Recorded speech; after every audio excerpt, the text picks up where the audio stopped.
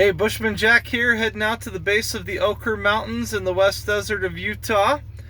And today, we're going to be telling a story about the time that I encountered what appeared to be a zombie bull elk. Don't believe me? Stick. Utah. A little bit of rain going on right now, sprinkling a little bit, which is good because this area has been in quite the drought, and so I'm sure they will definitely take the rain. So anyways, just hanging out here, just getting away from it all, getting away from all the craziness of this wild world, and just looking for something simple, just some time to get away and reflect and tell a little bit of some hunting tales. Now, one thing about me is I love the outdoors. I love hunting, fishing, hiking, just getting out and sitting out in God's beautiful creation. And you know, it's just really enjoyable to me to get away from all the screens and all the crazy rat race of work and traffic and all those things. And if you're like me, I grew up in a lot of places that were really small town, rural communities, and one of our favorite pastimes, whether it was with family or friends, was sitting around telling stories or tales about our hunting adventures. And so today, being as how I'm sitting here near the Oquirrh Mountains, where you will find mule deer and cougar and Rocky Mountain elk, we're going to tell a story today about what I call the zombie elk. And this story takes place right here in the great state of Utah, up in the Uinta Mountains in 2015. So in 2015, I went up to the Uinta Mountains, to the Mirror Lake area, not quite up to the Mirror Lake area, to Mirror Lake itself, but up Mirror Lake Highway, and went up one of the drainages there, a place that has been a popular place for me and my family to go elk hunting over the years.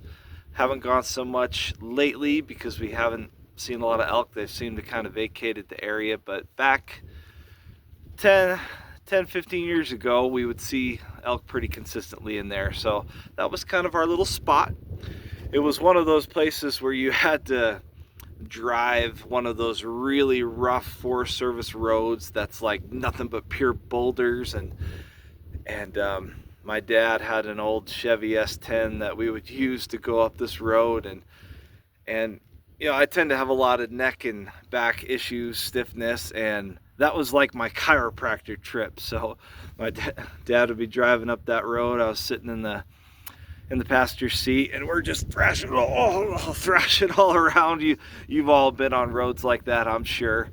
And so by the time you get done, you're like, oh man, I feel like that loosened me up a little bit. So we take what we call the Rocky Road, and we get, it's about, I would say it's about 5 to 7 mile trip up the Rocky Road, but takes much longer than typically 5 to 7 miles would, because it's just over those rocks the whole entire way.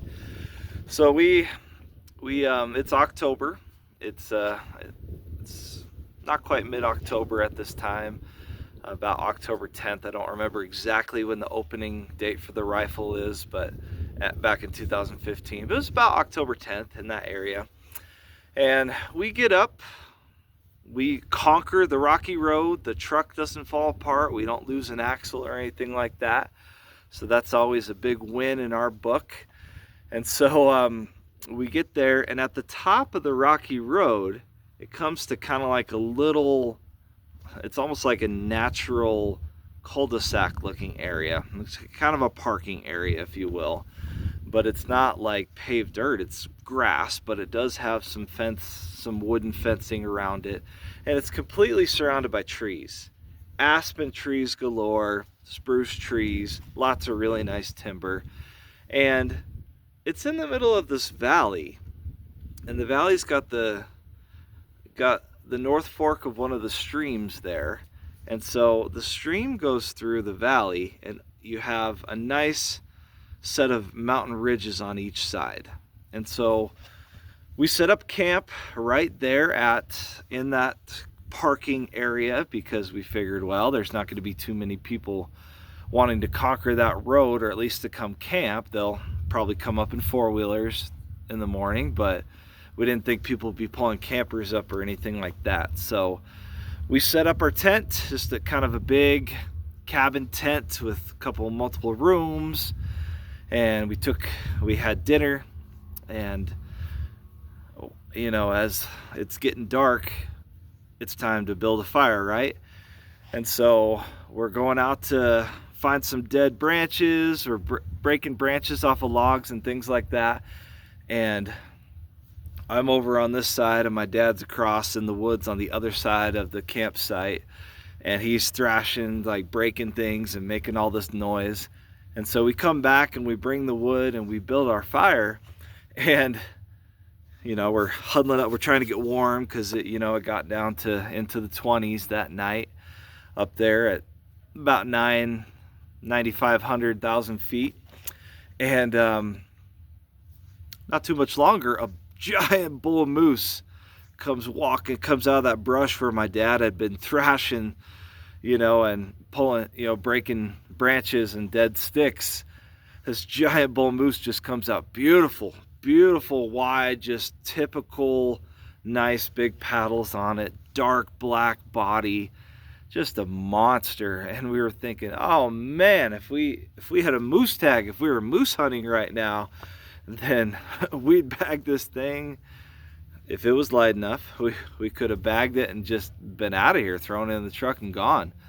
But we were elk hunting, so we just enjoyed the company from a safe distance, and the bull moose mosey on his way, and we kept an eye on that fire and stayed warm around it until it was time to hunker in for bed. So we had fairly decent night's sleep. It was pretty cold, even with sleeping bags, long johns, hoodies on and everything, multiple layers of socks. It was still pretty cold. So slept okay, but could have slept a little bit better if it was a little bit warmer, but we did okay. So we got up early that morning, and our plan was to hunt the ridge to our left, which would have been to the west. So we have a ridge to the west and to the east, valley that goes north-south, and so our goal is to hunt that ridge to the west. However, in years past, we've gone straight up the ridge because the ridge kind of tapers up gradually. It's an easier hike, just thick aspen forest on top of the ridge the whole way. And we've gone up that way, and we've pushed elk out and scooped them out, or pushed them out ahead of us by doing that. So this time, our plan was to go up the valley about 3 miles, cross the river, and then hike up and get to the top of the ridge and hunt our way back down. So that's what we do. So packs on, rifles in hand, everything we need. And so we go marching up the trail. We get up to, we had like a little marker set. I can't remember if we had flagging or if we had stacked some rocks, but we had a marker set on where we wanted to cross. And so we get to our spot and crossed the creek, which was pretty cold. We just took our boots off, took our socks off, hiked up our pants. We didn't have waders or anything like that. It wasn't deep. It's not a big river. It's more like a creek. But we crossed it and put our shoes back on, put our socks back on, and time to start heading up the steep slope. It was pretty steep. And what we found out is not only was it steep, it actually got pretty rocky as well for it. There was like a little rock wash, and then you get to like a patch of kind of oak brush right before you get to the top of this ridge where the aspen is. So my dad had been in Missouri for multiple months building a house out there on his property. So he was kind of used to that lower elevation flat land. He hadn't been hiking mountains in a while. I was younger, I was in my 20s, I was working out all the time, I was running, and so I was in pretty good shape. So I'm like tearing up the mountain, like, we gotta get there. And the old man is like, oh, it's like, give me a minute. Just needing lots of different breaks because he wasn't used to that elevation, wasn't used to that high intensity. Now, mind you, he's about 60 at this time. And so, yeah, it was definitely a hike for somebody at that age. It was a hike for me if I wouldn't have been in the shape I was in back then. Well, we make another push, about another 100-yard push, and I could see that the ridge the horizon is kind of coming up here and, just a couple 100 yards, but I could see that we're getting close to shooting light. And I'm like, Dad, we got to get there, come on. And he's just sitting back, just huffing, puffing. And he's like, just give me a minute. I'm like, but we're not going to make it. What if they're right there? We've got to get up there. He's like, just go, I'll be right behind you. So I look back and he's sitting there huffing, puffing. I'm like, okay. I just start charging up that mountain, climbing those boulders and that rock wash, getting through that oak brush. I look back occasionally and he's about 80, 100 yards, just kind of working his way up behind me. And I start tearing through that oak brush and getting through. And I take a minute to kind of pause because I'm getting pretty winded from that steep incline. And I'm really close to the horizon. And I look up, and in the silhouette of the sun, I see these two big ears staring at me. I'm like, oh crap, like, we're too late. And so I freeze. And I'm like, okay, what do I can't move. If I move, they're gonna bust. And so this elk, I could tell it was an elk by the size. It wasn't a deer, it was much taller. But it was hard to make out colors because of the sun reflection. And so I just pause and I see it turn its head and start going the other way. And it's walking across, and I see 3 or 4 more elk behind it going through. I see one set of spikes go through, but it's thick trees. I'm only getting flashes of it. And I'm thinking, oh no, we blew it. And that little herd just kind of disappears. I'm like, oh crap. I look back and Dad's kind of catching up to me because he was walking that whole time that I was frozen. And I can hear him starting to huff and puff behind me. I turned around and I'm kind of like, we're too late. And he just kind of stops for a minute. He gets about 20 yards behind me and he stops. And all of a sudden, Zombie Bull starts trotting from my left side and starts trotting across from me about 40 yards away from me. And the reason why I call him Zombie Bull is because as he's going through, his jaw is wide open, tongue's flopping out, and he just kind of looked like a zombie, like, brains. And he's just trotting through with that jaw and tongue just flopping. And I'm standing there just like, I'm frozen, and I'm like, what am I seeing? What is wrong with this elk? Really nice 5-point bull, perfectly typical on each side. And I'm like, what is wrong with this thing? This, like, it looks like a zombie. It looks like a freak. Why is it hanging its tongue? Like, its tongue was like flapping down here. Jaw is just like loose and just dangling, mouth wide open. And I was thinking, holy cow, like, either there's something really wrong with this elk or it's really tired. It's been running a really long ways. And so I'm kind of just like, it just has me kind of baffled for a second, and it keeps trotting. Well, my dad sees it and he kind of, yells out a big meh, and that gets the elk to stop. And I get my gun up, and my heart's just pounding at this point because this 5-point bull, Zombie Bull, is standing 40 yards away from me. And I got my sights on him. I'm shooting a 7mm Rem mag, and my sights are on him. I'm kind of wobbling, and my heart's just boom, boom, boom, boom, boom, boom. And my dad's like, shoot! And so right when I hear him say that, boom, I fire. Like I said, 40 yards away, dropped him right behind the shoulder. He just went down. He didn't even run. He just went down but there was still kind of a slope because I wasn't quite at the flat yet. So there was still a slope, and he just drops and starts tumbling down the slope. And now I'm thinking, oh crap, this thing is gonna like go all the way down the cliff we just hiked up and go bounce over the boulders and mess up all the meat and all this stuff. And I'm like, oh man. Well, fortunately it got caught up on some of the oak brush and it kind of hung there. So now we're at the point where we have to, you know, field dress this elk when we're standing like, you know, one leg up here and the other down there because of the slope. And so we tied it off to different trees and things like that so we could have the legs spread and so it wouldn't roll down the mountain. It was quite the ordeal, folks.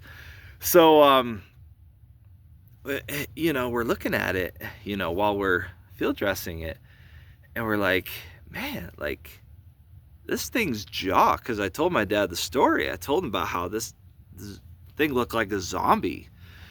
And we're looking at its jaw, and the jaw is just like, it's not attached at all. It's just flopping.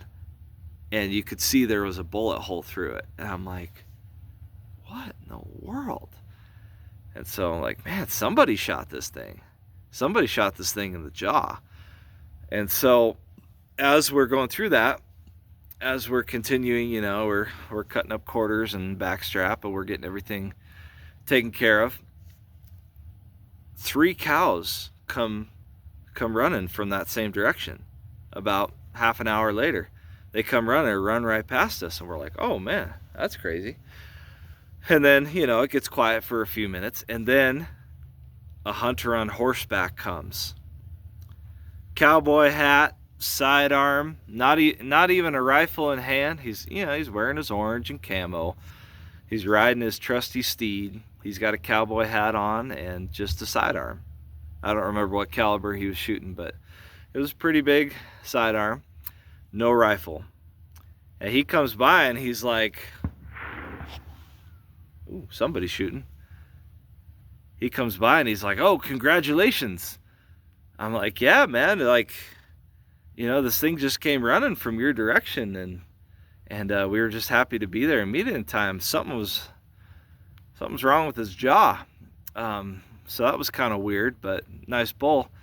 He says, well, you know, a couple 100 yards back or half a mile back, whatever he said, I encountered this herd of elk, and I didn't even get off my horse. They just started running. So I grabbed my sidearm and just started firing shots at them. And I figured I missed them, but I was tracking them just in case. I'm like, well, you didn't miss him. You hit him in the jaw. And his jaw was just flopping and hanging there. And the guy's like, no shit, huh? No kidding. Like, yeah. He's like, wow. Well, he's like, well, I'm glad that you got him then. I'm glad that he didn't suffer. I said, me too. I'm glad one of us got him. So he's like, well, congratulations. Now I don't have to pack him out. It's all yours. We're like, yeah, thanks. And so mystery was solved. Not a zombie elk, just a freak thing of a horseback hunter flinging bullets at a running elk and happened to hit him square in the jaw. So we you know, we each took a quarter and we took the antlers out and, you know, bagged everything up and hung it up in the trees and, you know, everything else. And we hiked that thing down that ridge back to the truck, and we were exhausted. So my dad's house was about an hour and a half, 2 hours from there. So we're like, let's just go home, take a hot shower, get a hot meal. We'll come back in the morning. So we got the rest of the quarters out that morning. So, but it was a beautiful hunt. Everything went perfectly.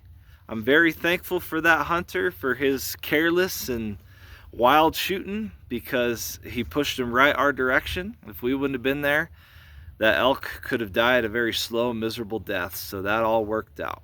So that's, you know, that's the story of the zombie elk. That's the story I will always cherish. That's one of my favorite elk hunting memories. So again, this is Bushman Jack. Thank you so much for sharing a story with me here at the base of the Oquirrh Mountains in the West Desert.